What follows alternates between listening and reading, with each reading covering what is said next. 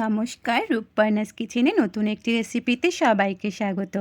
আশা করি সবাই অনেক ভালো আছেন। আজ আমি আপনাদের সাথে শেয়ার করব খুব সহজ একটি পাস্তার রেসিপি। সকাল ও বিকালে টিফিনে কম সময়ে ও ঘরোয়া কিছু উপকরণে ঝটপট বানিয়ে নিতে পারবেন। এটা খেতেও যেমন সুস্বাদু, বানানোও তেমন সহজ। প্রথমে আমি পাস্তাগুলোকে সেদ্ধ করে নেব। তার জন্য কড়াইতে জল গরম করে নিয়েছি। এখন দিয়ে দেব 1 চামচ নুন ও 1 চামচ তেল। তারপর ভালোভাবে জলের সাথে মিশিয়ে নেব। তেল দিয়ে পাস্তাগুলোকে সেদ্ধ করলে পাস্তাগুলো সেদ্ধ হওয়ার পর ঝরঝরে থাকবে ও একটার সাথে একটা লেগে যাবে না। আমি এখানে 1.5 কাপ পরিমাণ পাস্তা নিয়েছি। এখন পাস্তাগুলোকে গরম জলে দিয়ে মিডিয়াম আঁচে পাস্তাটাকে সেদ্ধ করে নেব। পাস্তাগুলো দেওয়ার পর মাঝে মাঝে একটু নাড়তে হবে, না হলে কড়াইয়ের গায়ে লেগে যেতে পারে।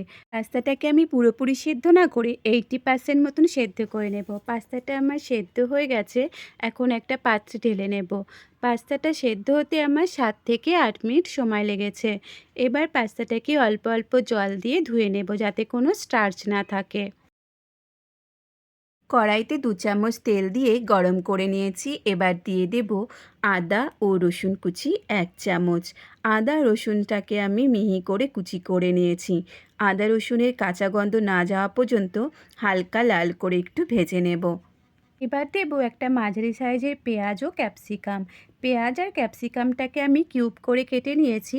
তারপর পেঁয়াজের পাপড়িগুলো একটা একটা করে ছাড়িয়ে নিয়েছি। মিডিয়াম টু হাই আছে পেঁয়াজ আর ক্যাপসিকামগুলোকে 2 মিনিট মতো হালকা ভেজে নেব।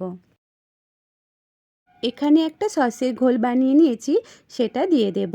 এতে আছে 2 চামচ টমেটো সস, 1 চামচ ডার্ক সয়া সস, 1 চামচ রেড চিলি সস, 1 চামচ ভিনিগার, 1 চামচ গোলমরিচের গুঁড়ো, সামান্য চিনি আর অল্প জল দিয়ে মিশিয়ে নিয়েছি। এই সময় গ্যাসের ফ্লেম লোতে রাখতে হবে। সসের বাটি ধুয়ে অল্প জল দিয়ে সব কিছু ভালোভাবে মিশিয়ে নিয়ে 2 মিনিট রান্না করে নেব।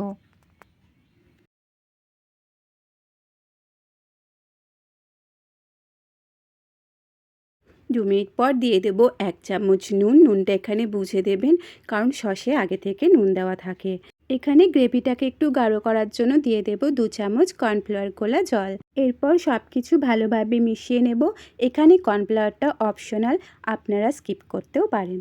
রান্নায় কতটা কী পরিমাণ ব্যবহার করেছি সব কিছু ভিডিও ডেসক্রিপশানে পেয়ে যাবেন। এবার দেব কাঁচা লঙ্কা কুচি। আমি এখানে 2টো কাঁচা লঙ্কা কুচি করে নিয়েছি। আপনারা ঝালের পরিমাণটা নিজেদের স্বাদ মতো দেবেন। তারপর দিয়ে দেব আগে থেকে সেদ্ধ করে রাখা পাস্তা। পাস্তাটাকে সব কিছুর সাথে ভালো করে মিশিয়ে নেব।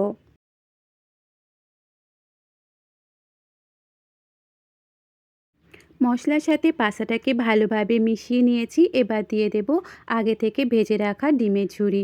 ভালোভাবে মিশিয়ে নিলেই তৈরি হয়ে যাবে মজাদার পাস্তা। রেসিপিটি বাড়িতে অবশ্যই ট্রাই করবেন। কেমন লাগলো জানাবেন।